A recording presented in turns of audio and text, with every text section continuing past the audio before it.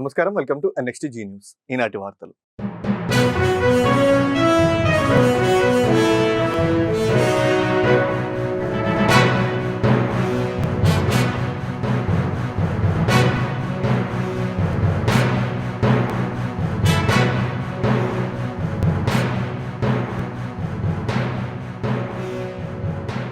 తూర్పు నియోజకవర్గంలోని ఆనందపేట బాలాజీనగర్లో లబ్ధిదారులకు స్వయాన పెన్షన్లు ఎమ్మెల్యే నజీర్ అందజేశారు. ఈ సందర్భంగా ఎమ్మెల్యే మాట్లాడుతూ ఆర్థిక వ్యవస్థల్లో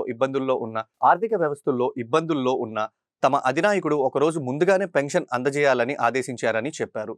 కొత్త పెన్షన్లను అప్లై చేసుకునేందుకు అవకాశం కల్పించినట్లు చెప్పారు. ప్రజల నుండి విశేష స్పందన లభిస్తుందని, కూటమి ప్రభుత్వాన్ని ఆశీర్వదిస్తున్నారని సంతోషం వ్యక్తం చేశారు.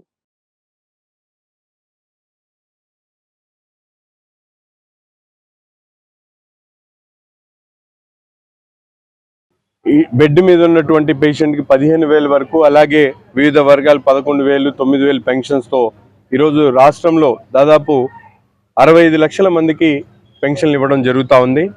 ఈ నెలలో కూడా కొత్తగా పెన్షన్స్ రాయడం కూడా మొదలుపెట్టాం. అర్హులైనటువంటి ప్రతి ఒక్కరు కూడా పెన్షన్లు ఇచ్చేటువంటి కార్యక్రమంతో పాటు గత ప్రభుత్వంలో అందరం కూడా చూసాం.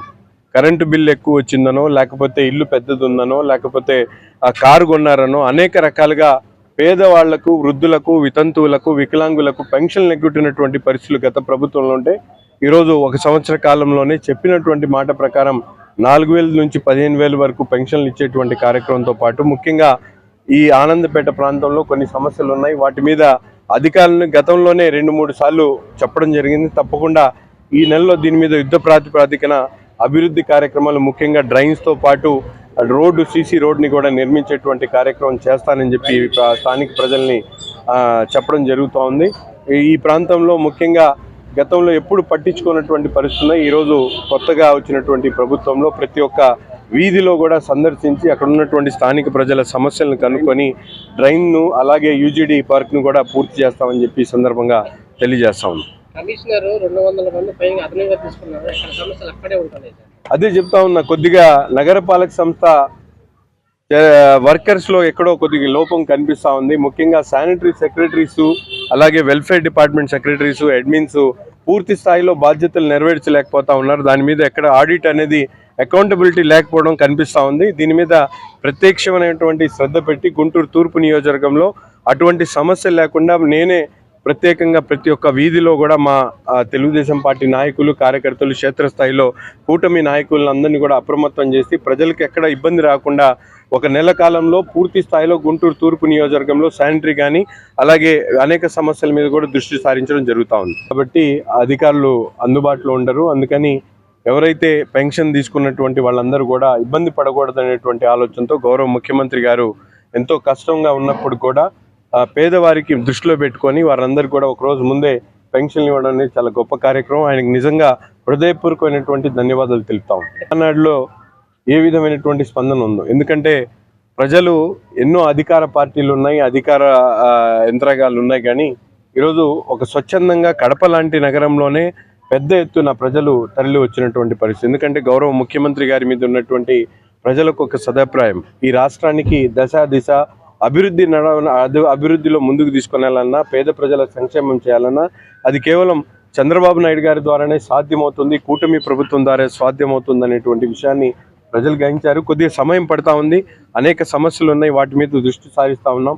1 by 1 అన్ని సమస్యల మీద కూడా తప్పకుండా గుంటూరు తూర్పు నియోజకవర్గాన్ని ఒక మోడల్ నియోజకవర్గంగా అభివృద్ధి చేసేటువంటి దాంట్లో నేను సాయశక్తులా కృషి చేస్తానని, నాతో పాటు మా కూటమి నాయకులందరూ కూడా ప్రజాక్షేత్రంలో ఉండి నిరంతరం ప్రజా సమస్యల మీద ఆలోచనతో ముందుకు సాగుతామని చెప్పి తెలియజేస్తాం. ఎక్కడైనా టైర్లలో గాలిని నింపుతారు, కానీ ఆదిలాబాద్ జిల్లా గుడిహత్నూర్ మండలం మన్నూర్ పలువురు రైతులు ట్రాక్టర్లలో నీటిని నింపి వాడుతున్నారు. ప్రతి సంవత్సరం వేసవి కాలంలో ట్రాక్టర్లో నీటిని నింపి వాడుతున్నారు. ఎండాకాలంలో ఉష్ణోగ్రతలు ఎక్కువగా ఉండటం వల్ల గాలికి బదులు నీటిని నింపి వాడితే టైర్లు అరుగుదల తగ్గుతూ ఉంటుందని రైతులు తెలిపారు.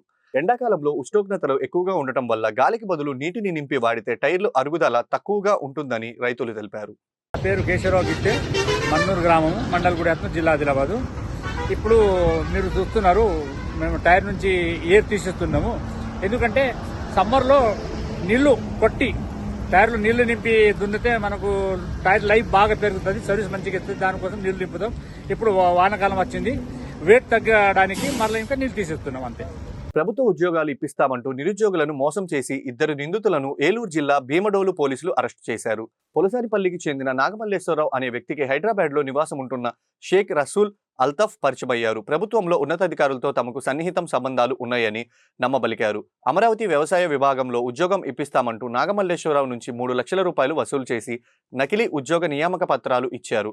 ఆ లెటర్ పట్టుకొని అమరావతి వెళ్లి నాగమల్లేశ్వరరావు అది నకిలీదని తేలడంతో అతన్ని పోలీసులు ఆశ్రయించాడు. అలాగే పూళ్లకు చెందిన సాయిబాబాకు పోలీసు ఉద్యోగం ఇప్పిస్తామని 20 లక్షల రూపాయలు తీసుకొని మోసగించినట్లు తెలియదు.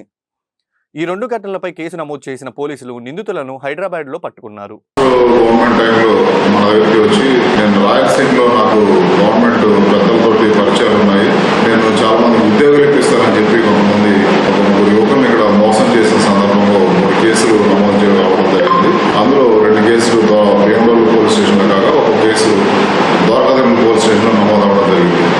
ఒకరు నాగమల్లేశ్వరరావు అనే అతన్ని మోసం చేసి అతని దగ్గర డబ్బులు తీసుకుని అగ్రికల్చర్ డిపార్ట్మెంట్లో జాబ్ ఇప్పిస్తానని చెప్పి అతను ఒక ఫేక్ అపాయింట్మెంట్ ఆర్డర్ కూడా తయారు చేసి ఇవ్వడం జరిగింది. ఆ కేసులో అప్పటి నుంచి ఇతని కోసం తిరుగుతూ ఉంటే నిన్న సాయంత్రం భీమడోలు ఎస్ఐ సుధాకర్ గారు మరియు వారి సిబ్బంది అంతా టీం అంతా హైదరాబాద్ వెళ్ళి అతని ఇంటి వద్ద ఇతన్ని అరెస్ట్ చేసి పోలీస్ స్టేషన్ తీసుకురావడం జరిగింది. ఈరోజు డిమాండ్ పంపిస్తున్నాం. ఇదే కాకుండా ఇతను మరిరెడ్డి కేసులో కూడా ముద్దాయిగా ఉన్నాడు. నేడు ప్రపంచ పొగాకు వ్యతిరేక దినోత్సవం సందర్భంగా పొగాకు వల్ల కలిగే నష్టాలను తెలియజేస్తూ పూరీ తీరంలో రూపొందించిన సైకత శిల్పం ఆకట్టుకుంటుంది. ప్రముఖ సైకత శిల్పి పద్మశ్రీ అవార్డు గ్రహీత సుదర్శన్ పట్నాయక్ సందేశాత్మకంగా సైకత శిల్పాన్ని తయారు చేశారు. పొగాకు అలవాటు మానుకోవాలని కోరుతూ సందేశాన్ని కూడా రాశారు.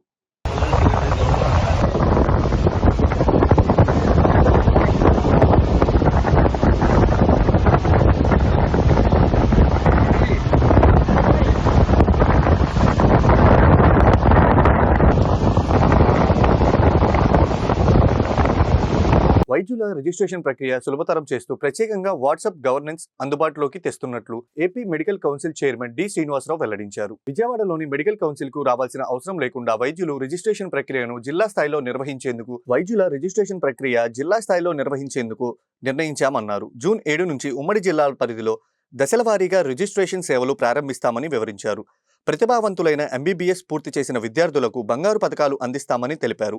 సీఎంఈ క్రెడిట్ పాయింట్లతో మినహాయింపులు, రిజిస్ట్రేషన్లో పునరుద్ధరణ చర్యలు తీసుకుంటామని వెల్లడించారు. సీఎంఈ క్రెడిట్ పాయింట్లలో మినహాయింపులు, రిజిస్ట్రేషన్ల పునరుద్ధరణకు చర్యలు తీసుకుంటామని వెల్లడించారు. అంతకుముందు అందరూ ఇక్కడ మెడికల్ కౌన్సిల్కి వచ్చి విజయవాడలో తీసుకోవాల్సిన అవసరం ఉండేది. అలా కాకుండా మొట్టమొదటిసారిగా జిల్లా కేంద్రాల్లోనే ఇవ్వాలని చెప్పి నిర్ణయించాం. ముఖ్యంగా మనం ఏంటంటే ఇట్లా రిజిస్ట్రేషన్ చేయాల్సినప్పుడు ఒకసారి వాళ్ళ థంబ్ ప్రింట్ అయితేనేమి వాళ్ళ ఫోటోగ్రఫీ, సిగ్నేచర్ ఇవన్నీ తీసుకోవాల్సి ఉంటుంది. కాబట్టి ఒక్కసారి మెడికల్ కౌన్సిల్కి రావాలి, ఆ తర్వాత నీకు రావాల్సిన అవసరం లేదు. ఆన్లైన్లో పూర్తిగా ఎన్నిసార్లు అయినా కూడా రెన్యువల్ చేసుకోవచ్చు. మొట్టమొదటిసారిగా జిల్లా కేంద్రాలు చేస్తాం. దాన్ని జూన్ 7వ తారీఖున 7-8 తారీఖుల్లో విజయనగరం గవర్నమెంట్ మెడికల్ కాలేజీలో స్టార్ట్ చేస్తూ ఉన్నాము. 14-15 తారీఖుల్లో విశాఖపట్నంలో చేస్తూ ఉన్నాము. అట్లా 21-22 తారీఖుల్లో కాకినాడ జిల్లాలో 13 జిల్లాల కింద తీసుకుని 13 జిల్లాల్లో కూడా మా బృందం వెళ్తారు. ఇక్కడ టీం వెళ్ళేసి మొత్తం అక్కడే వాళ్ళు అన్ని స్కాన్ చేసుకొని రిజిస్ట్రేషన్ చేసుకొని వాళ్ళ థంబ్ ప్రింట్ అయితే వాళ్ళ ఫోటోగ్రాఫ్స్ తీసుకొని వాళ్ళ సిగ్నేచర్ అన్ని తీసుకొని వచ్చేస్తాం. కాబట్టి ఇంక ఫ్యూచర్లో కూడా వాళ్ళు మెడికల్ కౌన్సిల్ రావాల్సిన అవసరం ఉండదు. యువ క్రికెటర్ కెరటం చిచ్చర పిడుగు వైభవ్ సూర్యవంశీ ప్రధాని నరేంద్ర మోడీ ముచ్చటించారు. శుక్రవారం ప్రధాని నరేంద్ర మోడీ బీహార్ పర్యటనలో భాగంగా పాట్నా ఎయిర్పోర్ట్లో కలిసిన వైభవ్ సూర్యవంశీతో సరదాగా మాట్లాడారు. తొలుత వైభవ్ సూర్యవంశీని ఆప్యాయంగా పలకరించిన మోడీ క్రికెటర్కు సంబంధించిన విషయాలను ఆసక్తిగా అడిగి తెలుసుకున్నారు. పాట్నా ఎయిర్పోర్ట్లో మోడీని కుటుంబ సభ్యుల సమక్షంలో వైభవ్ సూర్యవంశీ కలిశారు. ఈ విషయాన్ని తన సోషల్ మీడియా అకౌంట్ ఎక్స్ ద్వారా వెల్లడించారు. వైభవ్ సూర్యవంశీ భవిష్యత్ ప్రయాణాలన్నీ విజయవంతం కావాలని మనస్ఫూర్తిగా కోరుకుంటున్నానని అన్నారు. దేశానికి పేరు ప్రఖ్యాతలు తీసుకురావాలని ఆకాంక్షిస్తున్నట్లు అన్నారు. నా ఆశీస్సులు అతడికి ఎప్పుడూ ఉంటాయని మోడీ పేర్కొన్నారు.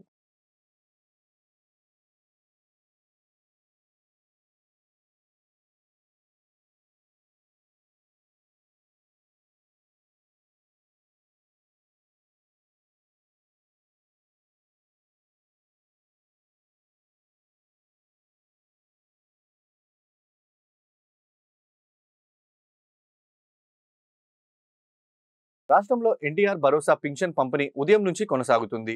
1వ తేదీ ఆదివారం కానుండడంతో ఒకరోజు ముందుగానే పింఛన్లు అందజేస్తున్నారు. ఉదయం 8:30 రాష్ట్ర వ్యాప్తంగా 52% మేర పింఛన్లు పూర్తయినట్లు సమాచారం. తూర్పుగోదావరి, శ్రీకాకుళం జిల్లాల్లో అత్యధికంగా 65% మేర పింఛన్ల పంపిణీ జరిగింది. నేడు కోనసీమ, అంబేద్కర్ జిల్లా చెయ్యూరులో పేదల సేవా కార్యక్రమంలో భాగంగా సీఎం చంద్రబాబు పింఛన్ల పంపిణీలో పాల్గొంటారు.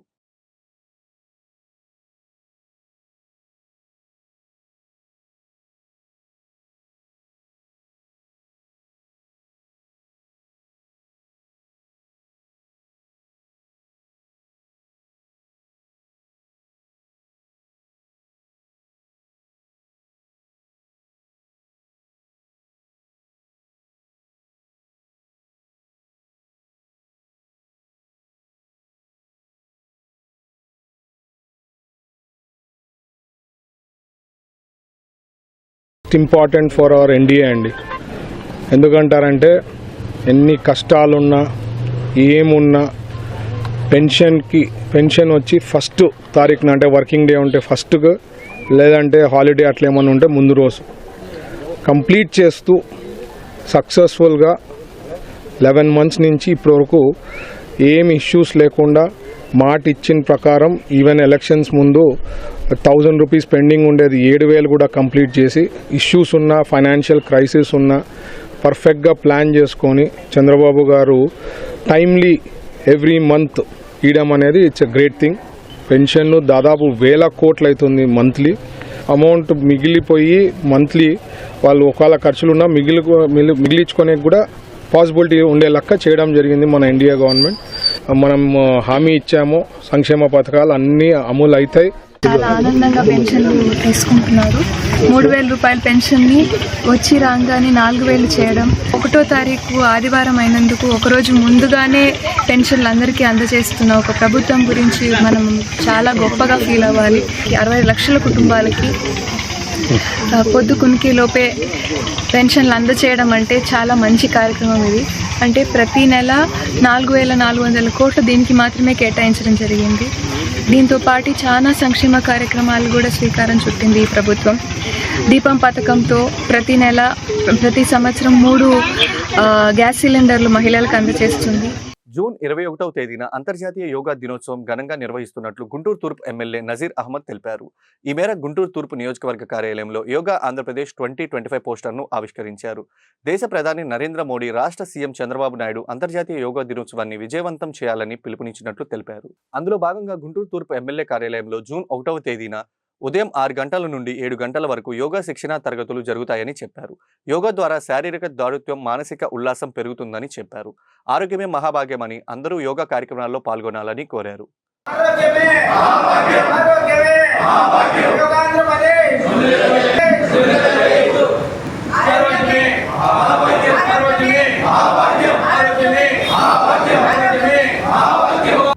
ముఖ్యమంత్రి గారి ఆలోచన విధానం ఏదైతే ఉందో, ఆంధ్ర రాష్ట్రంలో ప్రతి ఒక్కరూ సంతోషంగా, ఆరోగ్యంగా, సంపన్నంగా ఉండాలనేటువంటి మా గౌరవ ముఖ్యమంత్రి గారి పిలుపు.